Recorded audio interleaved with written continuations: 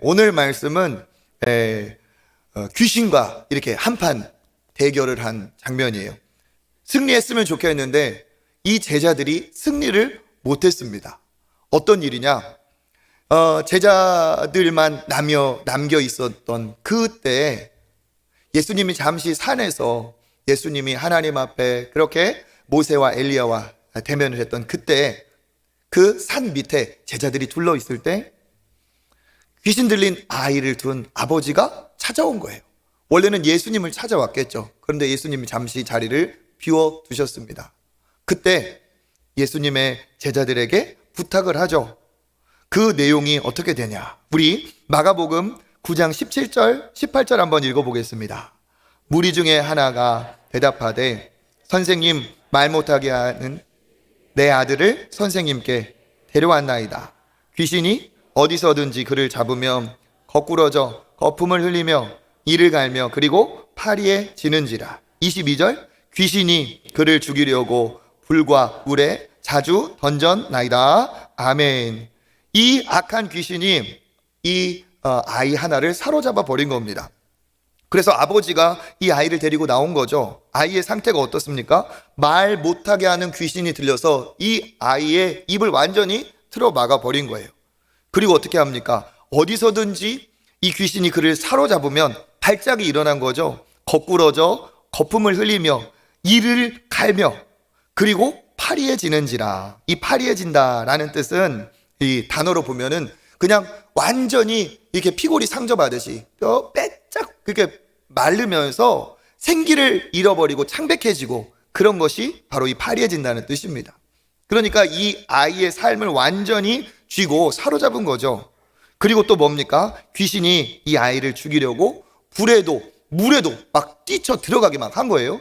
그러니까 어떻습니까? 이 아버지는 이 아이를 살리려고 물에도 불에도 들어가면서 이 아이를 건져내야 했던 것이죠. 이 아이를 둔 아버지의 마음이 얼마나 안타까울까요? 우리도 그렇지 않습니까? 집에 아이들이 아프거나 꼭 아이가 아니어도 가족 중에 정말 편찮으신 분이 계시면 온 가족이 완전히 초토화가 되는 거죠. 그와 마찬가지로 아들이 이러니까 그 아버지는 자기의 삶을 제대로 살 수가 없었을 겁니다. 그러면서 이리저리 아들을 고치고자 백방으로 다녔을 텐데 돌고 돌고 돌아서 누구의 소문?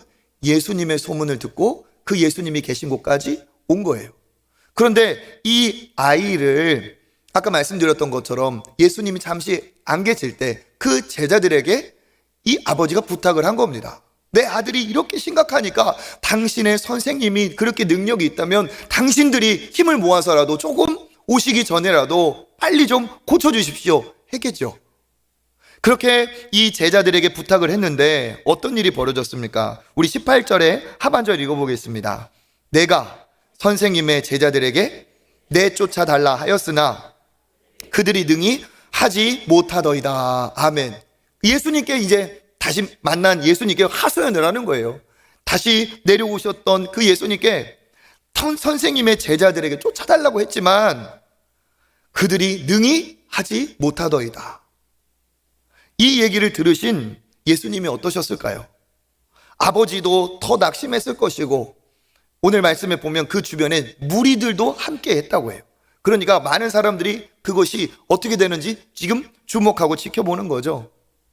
예수님의 제자들이 쫓아내려고 얼마나 노력을 했을까? 막 고래고래 소리도 질렀을 것이고 예수 이름으로 물러가라 막 한 명이 안 되니까 두 명이 해보고 같이 떼창을 해보고 그랬을 거예요. 그런데 어떻습니까?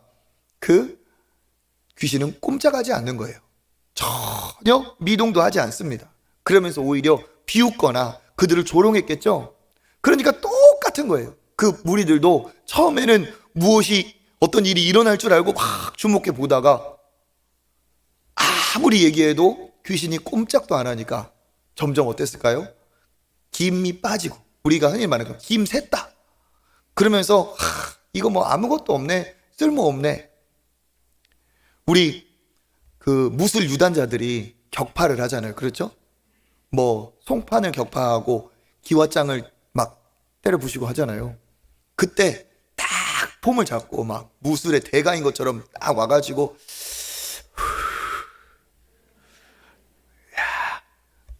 할 때 사람들이 힘을 주고 막 숨을 죽이고 있다가 딱 내렸을 때 어떻게 돼요? 그게 쫙 깨져야 와 사람들이 이럴 거 아니에요.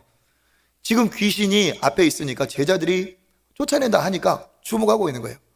물러가라 하면 막 확 도망가 버려야 되는데 딱 했는데 기어장이 아니라 그냥 손만 아픈 거예요. 그러면 사람들이 어떻게 해요? 뭐야 하지만 그래 한 번은 그럴 수 있지. 한 번은 그럴 수 있지. 또 손만 깨지고 그럼 뭐예요? 웃음거리밖에 안 돼요. 그러니까 예수님의 제자들이 지금 귀신을 내쫓아야 되는데 2번, 3번, 1명, 2명, 3명, 4명 같이 했는데도 아무런 일도 일어나지 않은 겁니다. 그러니까 어떻게 됐어요? 그 아버지도 무안하고 거기 있는 사람들은 다 비웃고 조롱했겠죠. 그 상황에 예수님이 내려오신 거예요. 그 상황을 보고 예수님이 얼마나 어처구니가 없으셨을까? 19절 예수님의 말씀을 읽어보겠습니다. 대답하여 이르시되 믿음이 없는 세대여 얼마나 너희와 함께 있으며 얼마나 너희에게 참으리요 그를 내게로 데려오라 하시매 아멘. 예수님이 뭐라고 말씀하십니까? 믿음 없는 세대여 하면서 그 다음에 내가 얼마나 너희와 함께 있으며 내가 얼마나 너희를 참아야 되느냐. 이건 뭡니까? 이 제자들이 귀신을 내쫓아야 마땅했다는 거죠. 너희들이 나와 이 정도 함께 있으면 너희들을 내가 이만큼 참아 주었다면 이거는 내가 없어도 너희들이 충분히 할 수 있어야 한다는 거예요. 그런데 너희와 함께 있었는데 너희를 이렇게 내가 참아냈는데 참아 주었는데 일이 일어났어요? 안 일어났어요? 아무 일도 일어나지 않았어요. 이 안에 뭡니까? 예수님의 탄식이 있는 거예요. 여러분, 이 제자들의 실패가 마치 예수님의 실패나 된 것처럼 사람들이 다 비웃잖아요. 우리가 교회를 다니고 믿음 생활을 하는데 우리가 실수하거나 우리가 실패하면 꼭 우리만 욕하는 게 아니에요. 세상은 너희가 믿는 예수님, 너희가 믿는 하나님 얘기를 꼭 들먹입니다. 그러니까 우리가 살다 보면 믿는 사람으로서 믿음의 영향력을 반드시 드러내야 할 때가 있다는 거예요. 우리가 늘 믿음의 사람으로 겸손하고 섬기고 나누어주고 베풀고 예수님의 모습처럼 이렇게 하는 것도 중요하겠지만 어느 때는 믿음이 있는 사람이라는 것을 드러내야 될 때가 있습니다. 그리고 믿는 사람으로서 절대 굽히지 않고 믿는 사람으로서의 어떤 영향력을, 능력을 보여야 할 때가 있다는 거예요. 왜? 안 믿는 가정에서 신앙생활을 하다 보면, 안 믿는 사람들이 많은 직장에서 신앙생활을 하다 보면, 안 믿는 학생들과 선생님이 있는 곳에서 내가 학생으로 공부를 하다 보면 그 학교에서, 직장에서, 가정에서 내가 믿음이 있다는 것을 드러내고 내가 믿음이 얼마나 능력 있는지를 보여줘야 될 때가 있다는 거예요. 이게 진짜 믿음의 사람입니다. 예수님도 이걸 원하셔서 이렇게 얘기하신 거예요. 얼마나 너희와 함께 있어야 되느냐, 얼마나 너희에게 참아야 되느냐. 이 말씀을 한 그 진의 본 뜻이 뭘까요? 이 정도 함께 있었으면 내가 없어도 이 상황에서 너희들의 믿음의 능력이 나타나야 된다. 내가 이 정도 너희를 참아 주었더라면 이 상황에서는 너희들이 믿음을 가지고 이 귀신을 쫓아낼 수 있어야 한다는 거예요. 왜 이들이 못 쫓아냈습니까? 믿음이 없는 세대요. 무엇이 없어서? 믿음이 없어서. 달리 말하면 영적 권세, 영권, 권능이 없어서입니다. 그러니까 믿음이 있는 사람이, 진짜 믿음이 그 사람에게 정말 있다면 그 믿음은 능력으로 드러날 수밖에 없어요. 믿음이 있다 하면서도 아무런 이 세상에 그냥 떠내려가고 떠밀려간다면 그건 진짜 믿음다운 믿음이라고 말할 수가 없습니다. 믿음은 껍데기가 아니라, 큰 소리 친다고 믿음이 아니라 믿음에 뭐가 있어야 돼요? 능력이 드러나야 됩니다. 그게 바로 영권이죠. 이 제자들이 안 되니까 소리를 크게 질렀을 수도 있어요. 안 되니까 생각해보자. 예수님이 어떻게 귀신을 내쫓았더라? 궁리해가지고 예수님이 귀신을 쫓아냈던 것을 흉내낼 수도 있어요. 그런데 아무 일도 일어나지 않습니다. 왜 그럴까요? 믿음의 승부는 영권이 있어야 됩니다. 능력이 있어야 귀신을 쫓아낼 수가 있는 거예요. 귀신은 알고 있어요. 큰 소리 낸다고 두려워하거나 흉내 낸다고 두려워하지 않습니다. 귀신은 귀신같이 알아요. 영적 권세가 있는지 없는지, 내가 도망가야 되는지, 내가 진짜 한번 이것들을 내가 가만 안 둬봐도 되는지 다 알고 있어요. 귀신을 흉내내려 쫓아내려가 있다가 망신당한 것이 사도행전에서도 나오는데, 이 대목이 있어요. 그 바울이 가는 곳곳마다 예수의 이름으로 기적이 일어나고 병자가 낫고 귀신 떠나가고 이러니까 그것을 유심히 지켜봤던 유대인 중에 스게와라는 사람이 있었는데, 그 아들들이 귀신 들린 사람에게 예수 이름으로 명하노니 떠나가라 했더니 귀신들이 도망가니까 그걸 보고 무슨 마법, 무슨 주문이라도 된 것처럼 그들이 그것을 실제로 해봅니다. 근데 그때 어떤 일이 벌어졌느냐? 사도행전 19장 15절 16절 읽어보겠습니다. 악귀가 대답하여 이르되 내가 예수도 알고 바울도 알거니와 너희는 누구냐 하며 악귀 들린 사람이 그들에게 뛰어올라 눌러 이기니 그들이 상하여 벗은 몸으로 그 집에서 도망하는지라. 아멘. 내가 뭐라고 해요? 귀신이 얘기하는 거예요. 내가 예수 이름으로 떠나가라 했더니 가만히 있자. 내가 예수도 알고 바울도 아는데 너는 누구냐? 너는 누군데 나한테 명령을 하냐? 예수와 아무 관계도 없으면서 예수의 이름이라고, 예수에 대한 믿음도 없으면서 예수 이름이라고 하면서 너 오늘 잘 걸렸다, 맛 좀 봐라 해가지고 어때요? 그 악귀 들린 사람이 그들에게 뛰어 올라서 눌러가지고 이기니, 안발을 했는지 뭐를 했는지 모르겠어요. 이기니 그들이 어떻게 해요? 상하여 벗은 몸으로 옷까지 홀랑 벗고 완전히 도망을 가버렸어요. 이게 뭡니까? 예수의 이름을 말한다고 해서 능력이 아니에요. 예수의 권세는 진짜 믿음에 있습니다. 그러니까 예수를 모르는 사람은 그렇다 쳐도 예수님과 함께하는 제자들은 쫓아냈어야 되거든요. 그런데 예수님이 안타까운 거예요. 예수님의 마음은 어떨까요? 답답하고 캄캄하고, 지금까지 이 정도면 충분히 함께 했는데, 지금까지 내가 이 정도 참아주었으면 이 제자들이 누구 하나는 이 귀신을 쫓아낼 영적 권세가 있어야 되는데 믿음이 없고 능력도 없고, 그 귀신이 어마어마하게 발악을 했을 수도 있고요.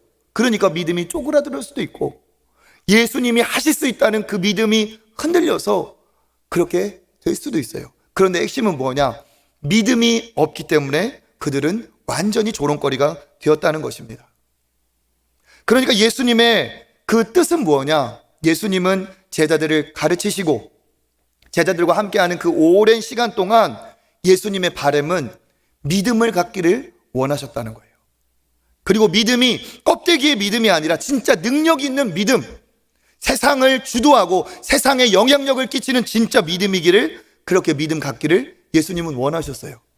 그러니까 달리 말하면 믿음의 성장을 원하시는 분, 그냥 어린아이 수준이 아니라 믿음이 자라서 그 믿음으로 세상을 이기고 믿음으로 악한 역사를 이길 그러한 성장하는 믿음의 사람이 되기를 예수님은 원하셨다는 거예요.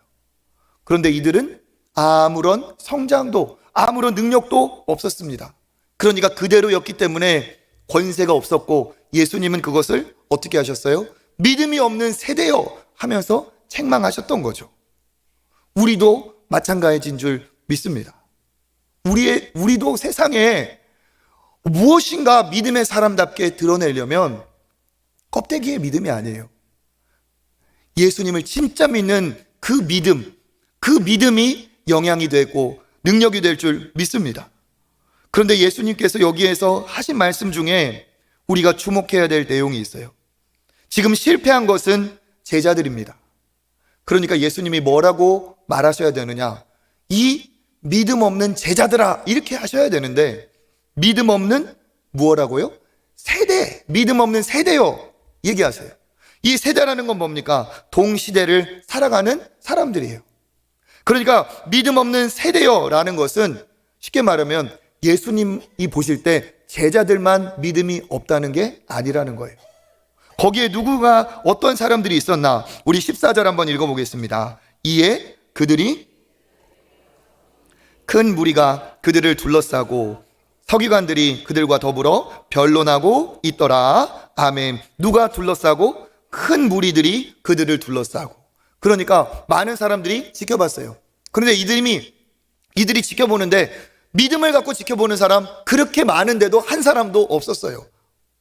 그냥 구경거리, 그냥 눈요깃거리 정도만 지켜봤지, 그래 낫기를 바란다, 나을 수 있을 거야, 아무도 없었어요. 또 뭡니까? 서기관들이 그들과 더불어 변론하고 있더라. 서기관이 그들 제자들과 변론하고 있어요. 이 변론한다는 건 뭐냐? 말싸움한다는 거예요. 그러니까 서기관들이, 야, 너네 스승도 별 볼 일 없지? 니들이 이렇게 하는 거 보니까 아무짝에도 소용없다, 이런 얘기를 비판하고 조롱하는 그 얘기를 앞장서서 서기관들이 하고 있어요. 그런데 이 서기관은 어떤 사람들이냐? 하나님의 말씀을 필사하고 기록하고 말씀을 가르치는 영적 지도자, 신앙의 스승들이에요.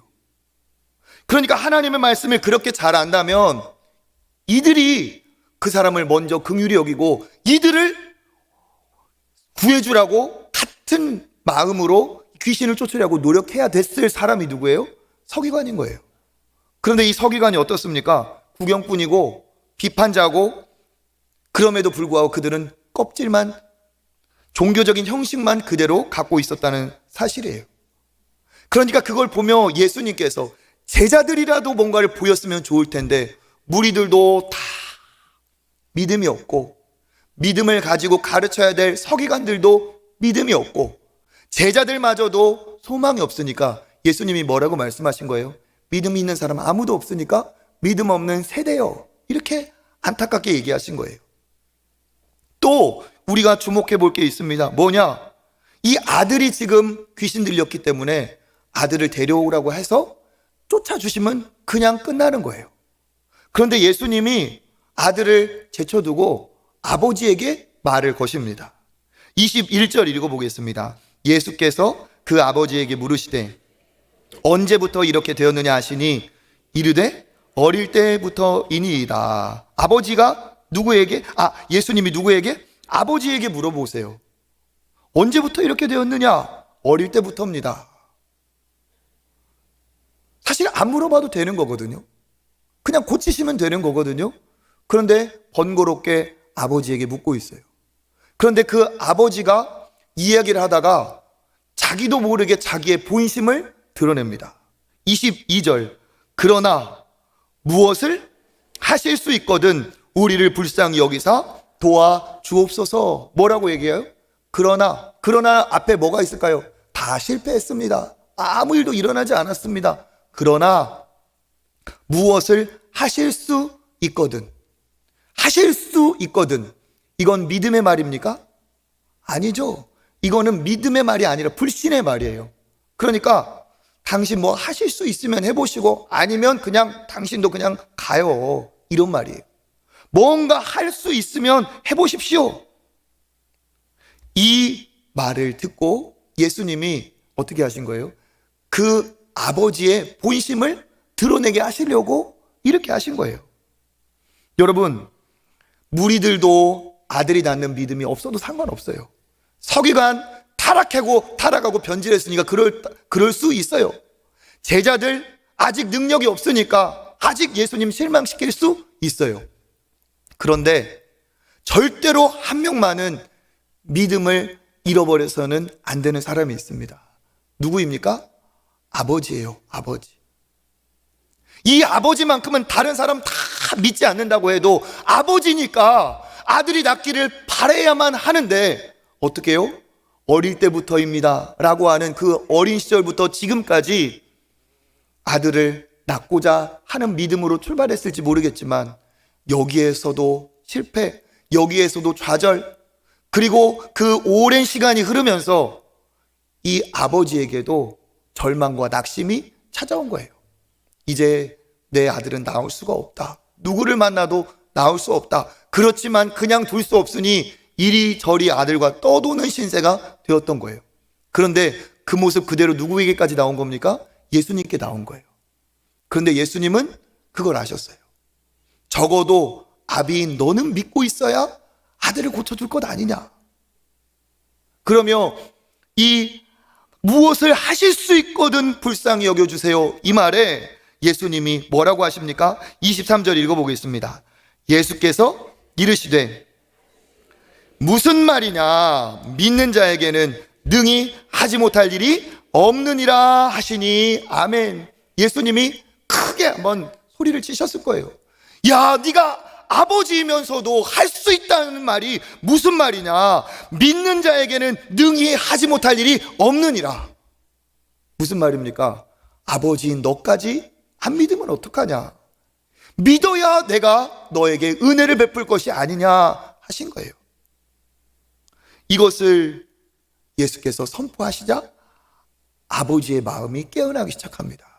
여러분, 우리 다시 한번 우리 역시 믿음을 가지고 이 말씀 한번 선포해 보겠습니다. 23절 다시 시작.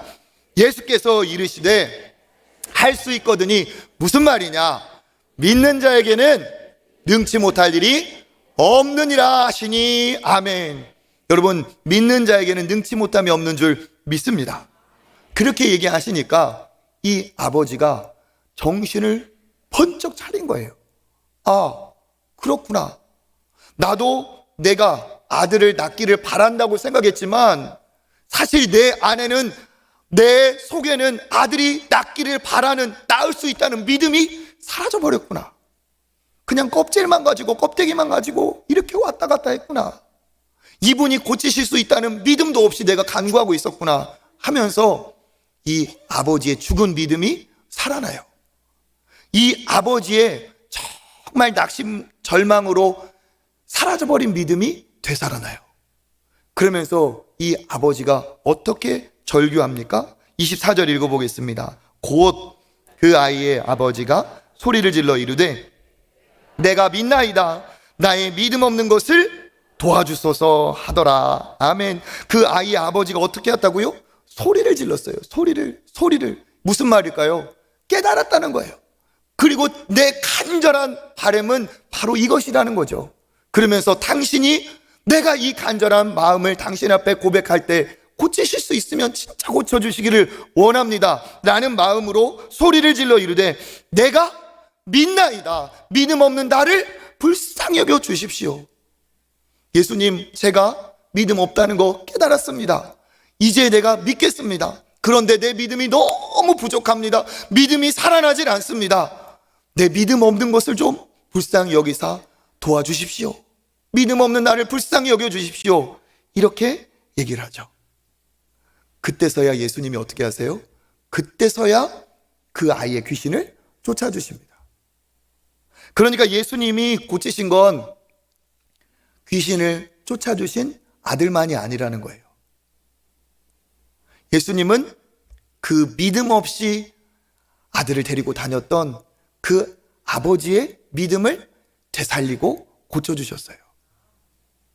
예수님이 원하시는 건 뭐냐? 이 믿음 없는 세대 중에 믿음 있는 사람 발견하기를 원하시는 예수님인 줄 믿습니다.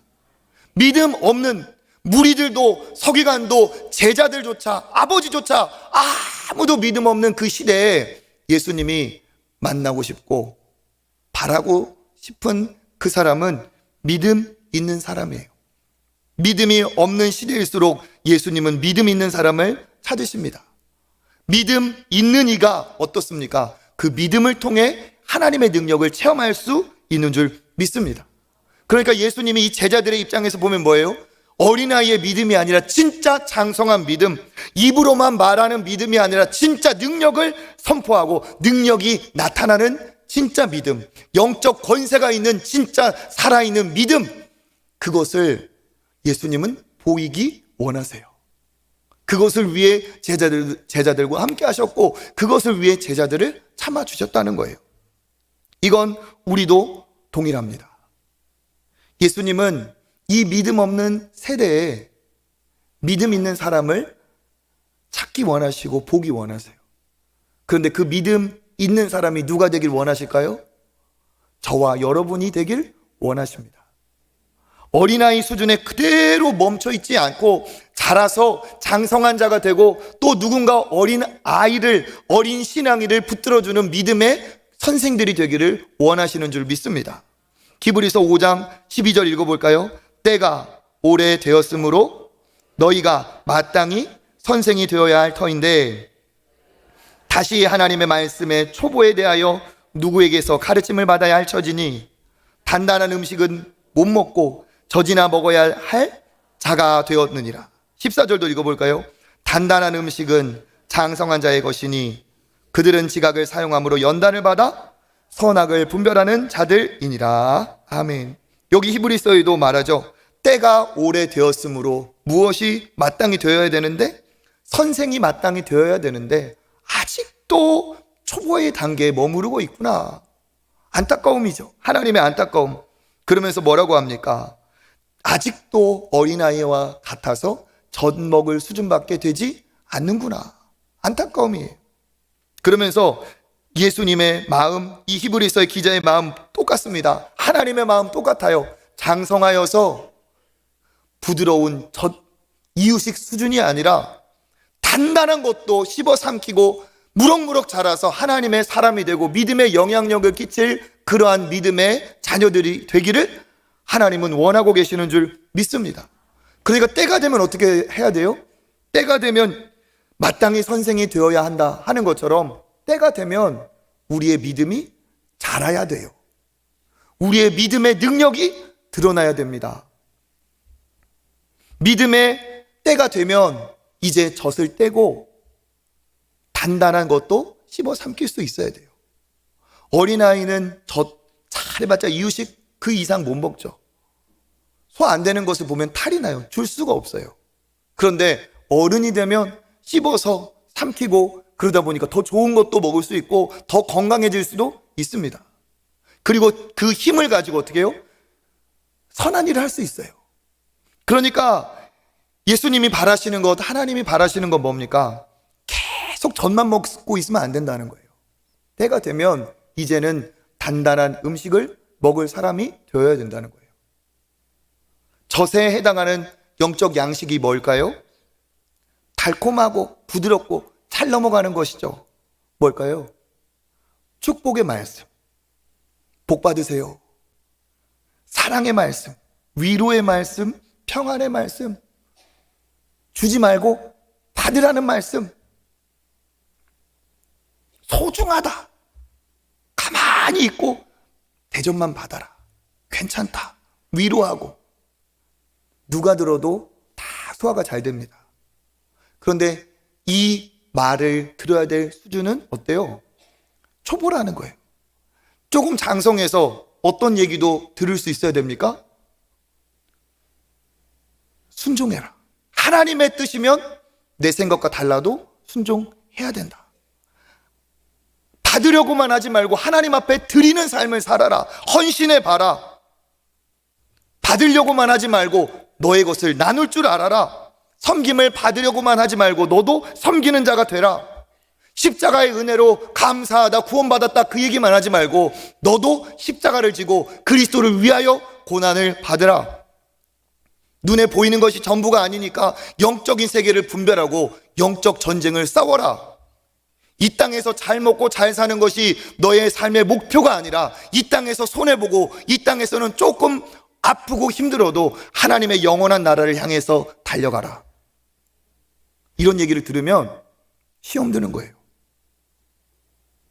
성경에 여러분 돈 얘기가 얼마나 많이 나오는 줄 아십니까? 왜? 오늘 이 시대와 같이 돈은 강력한 하나님의 라이벌의 위치에 있어요. 구약시대의 바알 숭배가 가장 지독한 그 이스라엘 백성들을 망하게 한 죄인데 그 바알 신은 풍요의 신이에요. 쉽게 말하면 잘 먹고 잘 사는 거 밀어준다는 신이에요. 탐욕이 만들어낸 가짜 신. 그런데 하나님을 버리고 그 신을 섬겼던 게 구약의 역사예요. 다른 얘기는 다 들어도 돈 얘기에 귀가 번쩍 뜨이시는 분이 있어요. 다른 얘기는 다 괜찮아도 당신도 섬겨보라는 얘기에 거부감을 느끼는 분이 있어요. 그리스도는 나를 위해 모든 것을 내어주셨는데 나는 계산적으로 선을 긋고 하면서도 아무 문제가 없다고 그 선을 넘어오라고 하면 부담스럽게 생각하는 경우가 있어요. 뭡니까? 어린아이라는 거예요. 어린아이. 어른은 시험 들지 않아요. 어른은 받으려고만 하지 않아요. 우리 자녀들도 어릴 때는 늘 떼쓰고 받으려고만 할지 모르겠지만 장성하면 철이 들면 부모의 마음을 헤아리고 부모님께 드릴 수 있는 자녀들이 돼요. 마찬가지로 우리가 하나님의 자녀라고 한다면 구원받은 것으로 절대 끝나는 것이 아니라는 겁니다. 우리가 영원한 생명을 얻었다면, 태어났다면 그 태어난 사람이, 태어난 자녀가 하나님의 기쁨이 되고 하나님이 원하시는 믿음의 길로 오늘 이 제자들에게 바랬던 예수님의 바램과 같이 함께 한 만큼 자라기를 원하시고 참아준 만큼 능력을 발휘하기를 원하시는 줄 믿습니다. 그래서 뭐라고 하시느냐? 에베소서 4장 15절 읽어보겠습니다. 오직 범사에 그이기까지 자랄지라. 그는 머리니 곧 그리스도라. 아멘. 예수 그리스도까지 자라라는 거예요. 예수님이 어떤 분이세요? 하늘의 영광을 버리고 이 땅에 겸손하게 모든 것을 우리를 위해 낮아지신 분이에요. 그리고 조롱당하고 핍박당하고 심지어는 우리 때문에 십자가에서 죽으신 예수님이에요. 우리가 닮아가야 될 것은 예수 그리스도이십니다.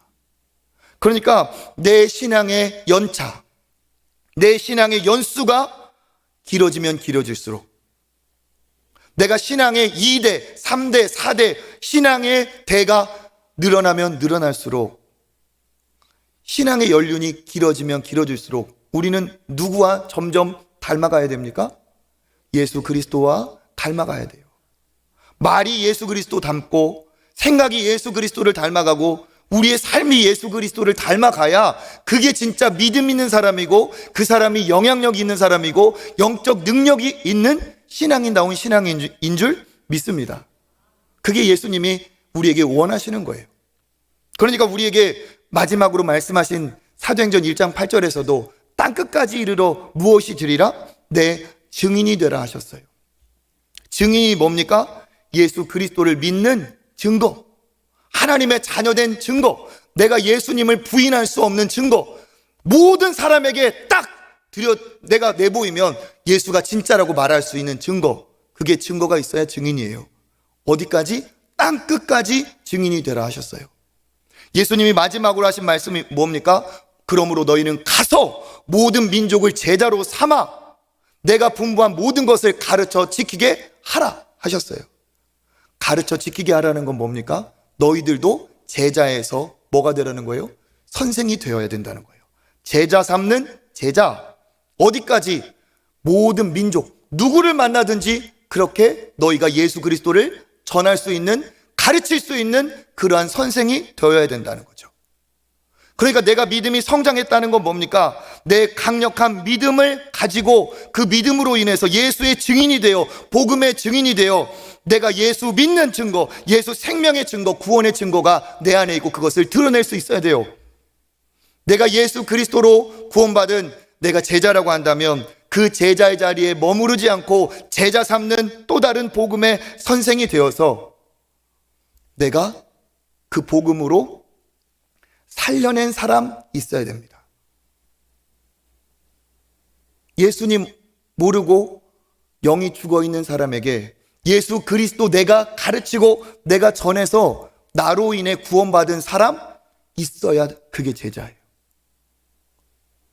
내가 전한 예수 그리스도를 듣고 알고 배우고 나로 인해 그 믿음이 장성해진 자가 있어야 내가 예수 그리스도의 제자예요.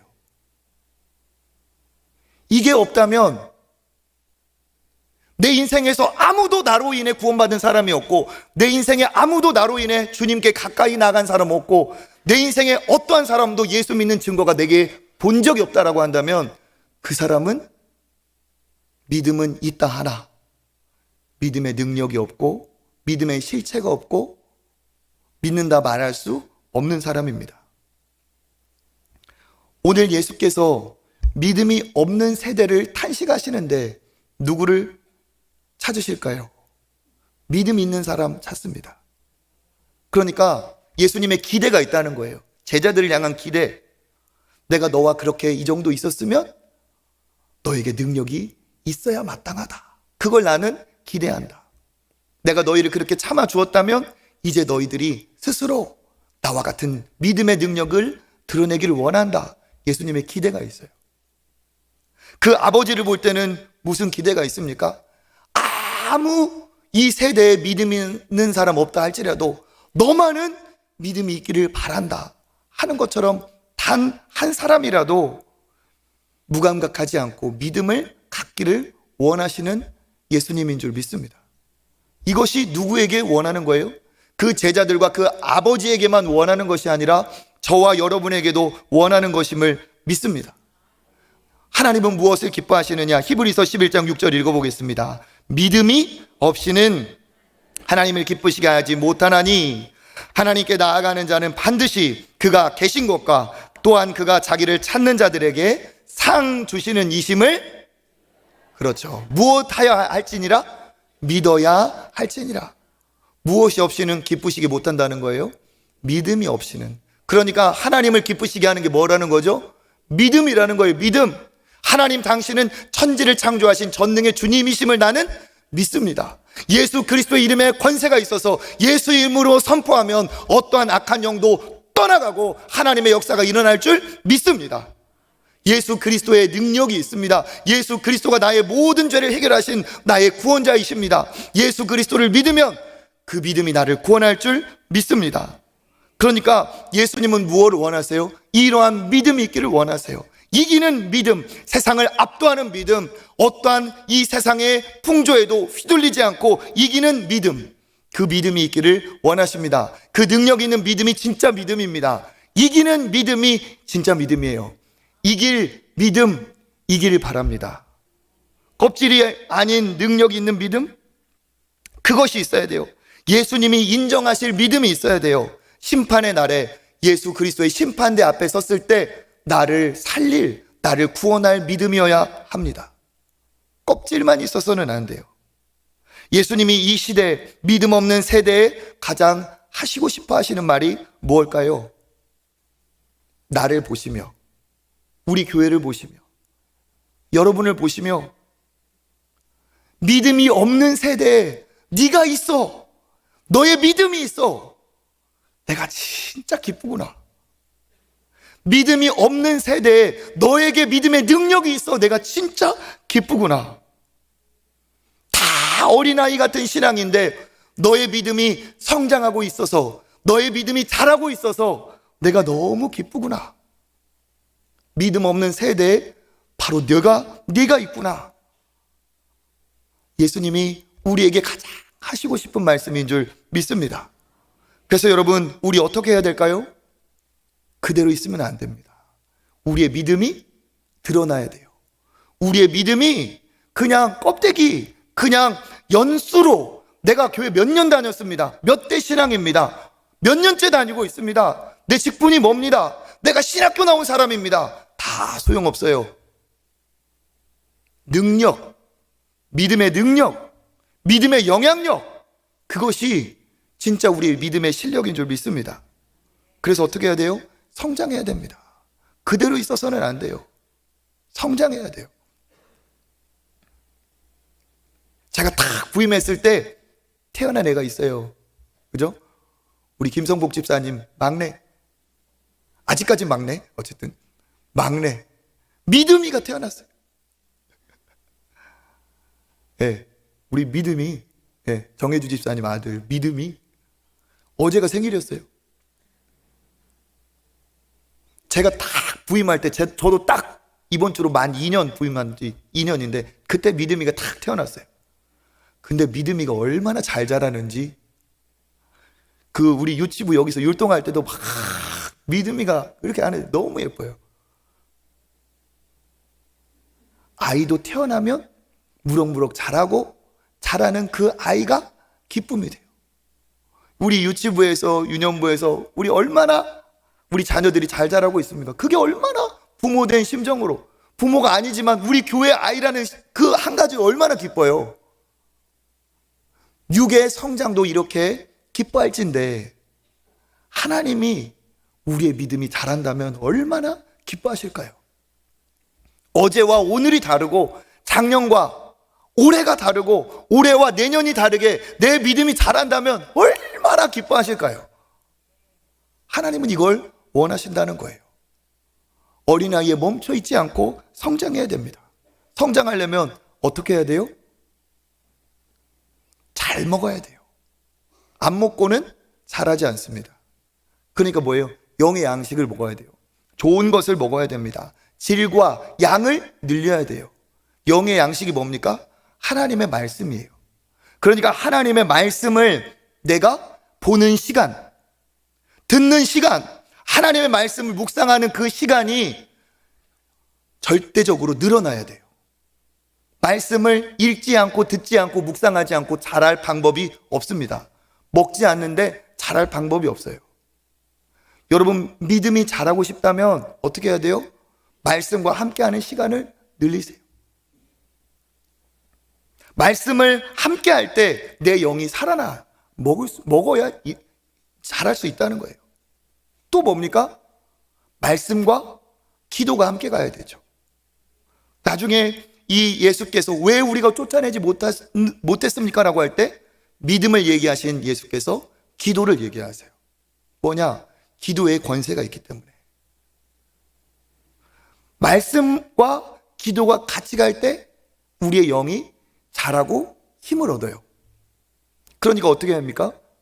죽으나 사나 기도해야 되고, 기도하는 시간이 있어야 되고, 기도하는 시간이 어느 정도 이상 나에게 확보가 되고, 그 기도가 내가 일상이 될 때 우리에게 영권이 주어진다는 거예요.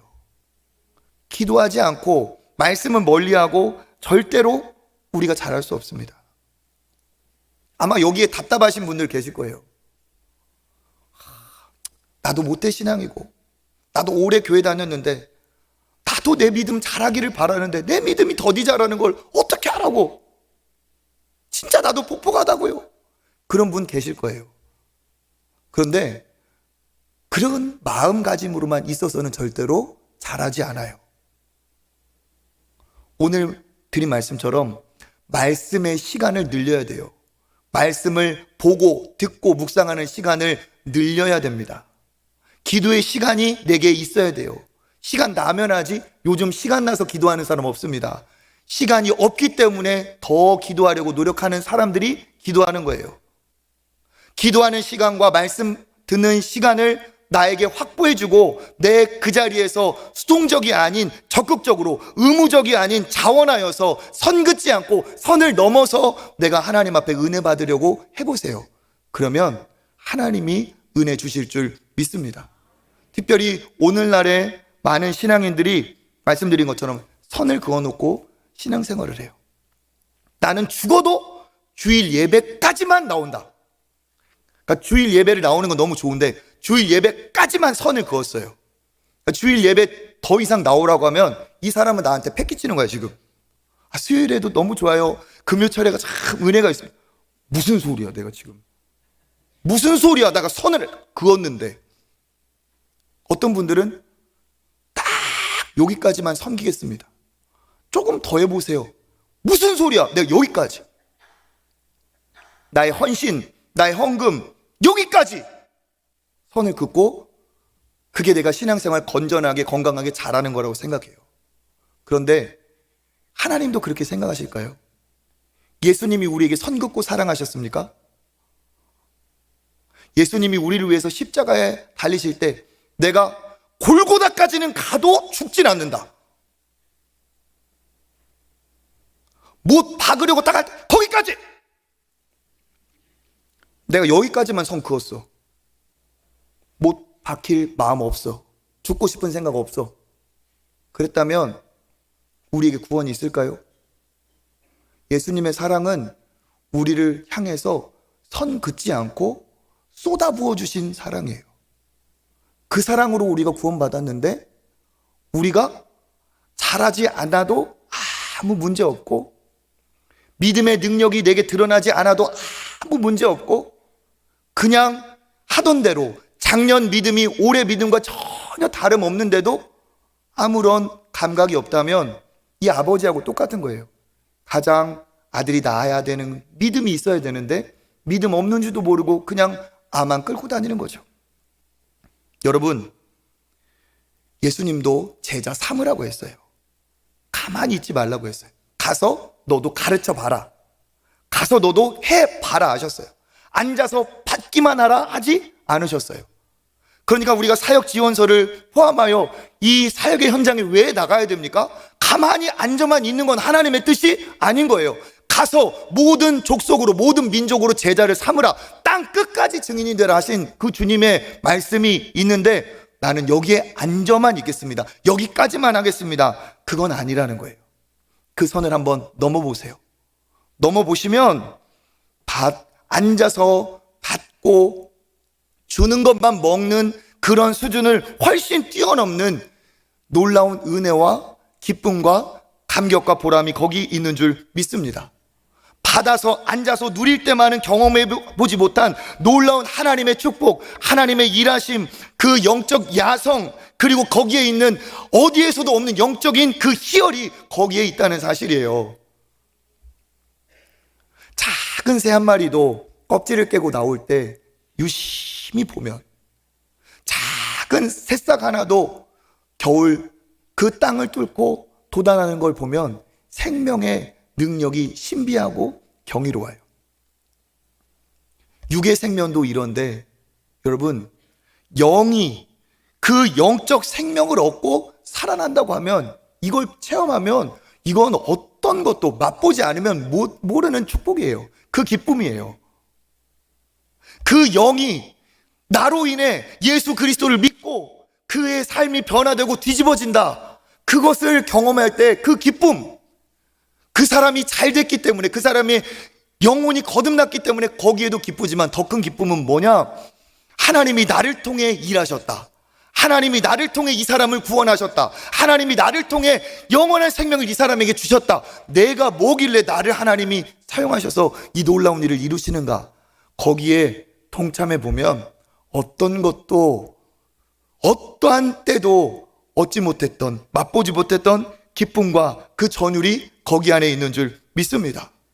그래서 진짜 은혜는 그런 자리에 있는 거예요. 처음은 앉아서 배울지라도 거기에만 있어서는 안 됩니다. 일어나서 귀신을 쫓아내는 그 능력의 제자가 되어야 되는 것처럼 예수님의 뜻에 따라 제자 삼는 제자로 증인이 되어야 될 줄 믿습니다. 내가 나누는 자리, 주님께 드리는 자리, 내가 주님을 이용해 먹고 써먹고 이게 아니라 내가 주님께 쓰임받는 자리, 땀 흘리는 자리, 눈물 흘리는 자리, 그러나 거기에만 있는 놀라운 하나님의 역사하심, 거기에만 있는 놀라운 하나님의 상급, 그러니까 제일 하나님의 상이 쏟아지는 곳이, 제일 하나님의 역사가 일어나는 곳이 어디예요? 그래서 선교지예요. 그래서 선교지도 한 번씩 가보셔야 돼요. 그러면 하나님의 역사가 한눈에 보여요. 그러면서 영이 깨어나는 거죠. 제가 요즘에 또 우리 장로님들, 집사님, 권사님 다 감사한 기도의 제목이 있어요. 뭐냐? 우리 교회 청년들이 막 살아난다는 거예요. 청년들이, 어지간한 청년들은 다 교사로 지원하고 있어요. 토요일에 새소식반, 우리 초청 새소식반 할 때 거기에 다 봉사해요. 그런데 처음부터 막 그랬던 거 아니에요. 내가 교회 이 청년 바쁜 때 이 정도 나오면 끝이지, 그렇게 생각하는 청년들도 있었을 거예요. 그런데 뭐냐? 이 청년들이 맛보게 된 거예요. 무엇을 맛봤을까요? 받는 은혜도 체험했지만 하나님이 나를 통해 역사하시는 그 놀라운 은혜를 체험한 거예요. 그러니까 이번 초청의 밤을 비롯해서 교회 학교 교사로 봉사하고 하면서, 야, 하나님이 나를 통해 일하시네, 하나님의 역사가 있네, 야, 이런 게 진짜구나 하면서 올해도 청년들이 교사로 지원하고 있어요. 우리도 청년 때 여기 계신 우리 장로님, 권사님 많은 그런 거 경험해 보셨죠?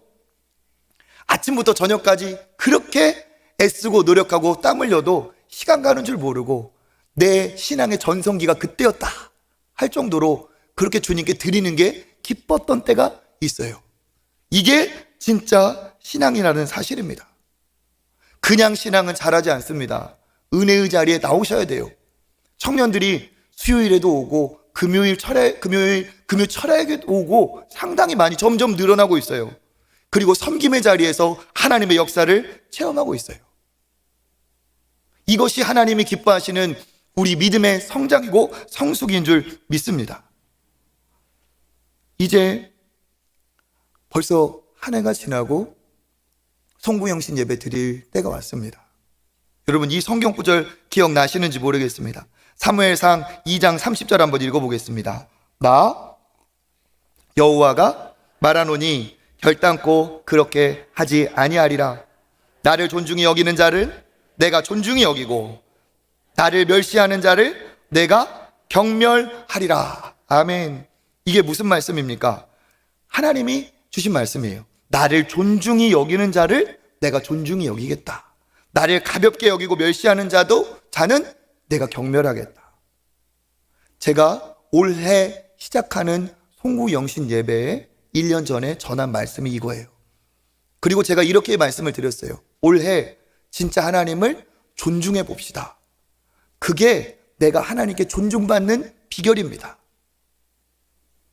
여러분이 만약에 하나님을 그렇게 1년간 존중하며 사셨다면 작년과 올해가 분명히 다르실 거예요. 그리고 그게 맞습니다. 변화되는 게 정상이고 그대로 있는 것이 비정상이에요. 책망은 그대로 있는 게 책망이고 변화받는 것이 칭찬입니다. 만약에 내가 1년 그 전과 별반 다른 바가 없다면 다시 하나님 앞에 결단하시기를 바랍니다. 내년 이맘때가 되었을 때는 내가 무엇 한 가지라도 주님께 드릴 것이 있는, 하나님께 할 말이 있는, 주님께 내가 드릴 수 있는 그런 영광, 그런 은혜, 내가 이것 있습니다, 그렇게 말할 수 있는 저와 여러분 되시기를 간절히 원합니다. 믿음을 그대로 두지 마시고 믿음의 성장과 성숙을 이루시고 노력하셔서 하나님이 찾으시는 믿음 없는 시대, 믿음 없는 세대에 믿음 있는 사람 되시기를 주님의 이름으로 축복합니다.